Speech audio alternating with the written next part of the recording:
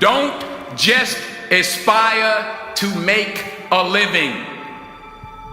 Aspire to make a difference. Anything you want good, you can have. So claim it. Work hard to get it. When you get it, reach back. Pull someone else up. Each one, teach one.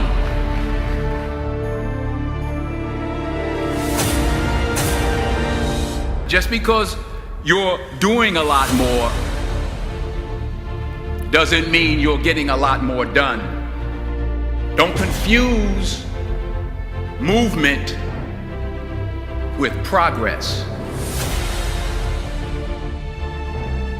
You don't start because of what you don't have. You don't start because you don't realize yet that the fruit of everything good in life begins with a challenge. There's nothing easy in life, worthwhile in life. Everything is uphill that's worthwhile.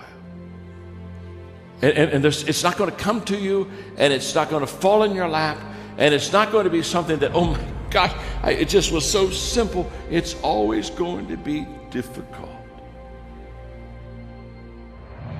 The only way you're ever going to get to the other side of this journey is you have got to suffer to grow. To grow, you must suffer. Most of this generation quits the second they get talked to. You did this wrong, or they get yelled at. It's so easy to be great nowadays because everybody else is, most people are weak. This is a softened generation. So if you have any mental toughness, any ability, if you have any fraction of self-discipline, the ability to not want to do it but still do it. People have a hard thing understand. I hate to run. And what makes me so crazy, it doesn't anymore, is people go, well, why do you run if you hate it? What are you talking about? I don't want to take showers and eat either. I hate that too.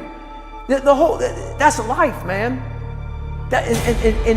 It wasn't until I changed that mentality that I became somebody. What do you do on the days when you're just not feeling it?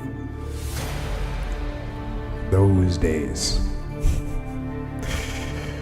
Those days when I'm tired or worn out or just basically sick of the grind. Well, what do I do on those days? I go anyways. I get it done, even if I'm just going through the motions. I go through the motions. I don't really want to work out. I work out. I really don't want to hammer on a project. I hammer on the project. Don't really want to get up and get out of bed. Yeah, I get up and get out of bed. But if you can get through to doing things that you hate to do, on the other side is greatness. So have dreams, but have goals. Life goals, yearly goals, monthly goals, daily goals. And understand that to achieve these goals, you must apply discipline and consistency. In order to achieve your goals, you must apply discipline and consistency every day, not just on Tuesday and miss a few days. You have to work at it every day. You have to plan every day. You've heard the saying, we don't plan to fail, we fail to plan. Hard work works. Working really hard is what successful people do.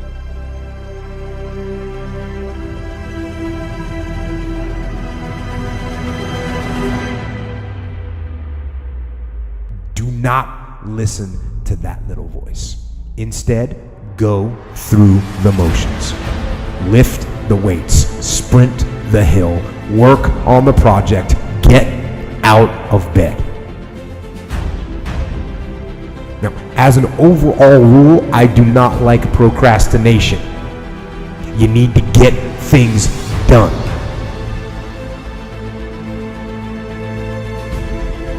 Growth is the only guarantee that tomorrow is going to get better. The first question is very simple. What are you doing to develop yourself?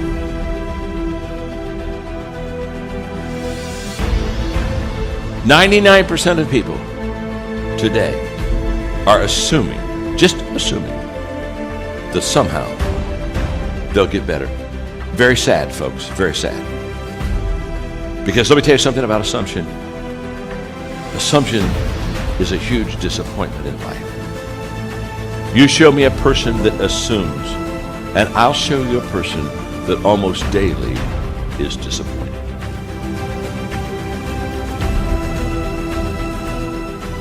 For me to fix this, I gotta read what the hell is wrong with David Goggins. Not blame anybody. Read my book and say, okay, I'm afraid of my shadow. How can I overcome that? Go in the military, get your ass kicked, do things you hate to do. Be uncomfortable every day of your life. Roger that. I'm not the smartest kid in the world. Okay. Instead of somebody saying, oh no, you're smart. No, don't say that to yourself. I said to myself, no, I'm a dumb motherfucker. Okay, roger that. How you get smarter? Educate yourself. So the things that we run from the truth. We're running from the truth, man. So the only way I became successful was going towards the truth. As painful and as brutal as it is, it changed me. It allowed me to become, in my own right, who I am today. Tighten up, people. It's okay. Trust me. It's okay. You might be called nigger one day. It's okay. You might be called some Jewish word or some faggot or gay word. It's okay. Let them call you that. What are you going to do now? They don't own your life. How are you going to control that now? How are you going to flip it upside down and say, roger that, now I'm going to harness this shit and you'll read about me years from now? How? That's the question. How are you going to do that? Thicken your skin. Become more of a human being. Don't be afraid of the reflection in the mirror, because that's all you can be afraid of. Once you overcome the reflection in the mirror, you've done it. Here's the hard truth. People don't necessarily want you to succeed. And the bigger your dream, the more people that are going to come out of the woodwork to try to stop you. As Oliver Emberton said, the only way to avoid pissing people off is to do nothing important. But if you're striving for something important, if you're trying to make real change, if there's something in your life that you are absolutely hell-bent to make happen, you have got to understand that you're going to be fighting against something. People are going to be pushing back against you, and it is going to be your ability to hold true to that vision that's going to determine whether you can pull it off. And as Victor Hugo said, you have enemies? Good. It means you stood up for something at some point in your life. And that's what people miss. They somehow want to get through this unscathed. They somehow hope that with this grand change that they want to make, that people just fall in love, that they see your vision, that they fall in line behind you, and that they want you to lead them. That's not the way that people work. Having a vision already puts you in an incredibly rare group of people. Being able to see something that other people can't see, that is the role of a visionary, is literally to interpret the world that other people don't even know exists and bring it into fruition and get people excited about it, get them to fall in line. But understand, when you build an army, you will have an opposing force. But as Mark Twain said, keep away from those who try to belittle your ambitions. Small people always do that. But the really great ones, they make you believe that you too can become great. And that's the kind of person that you want to surround yourself with.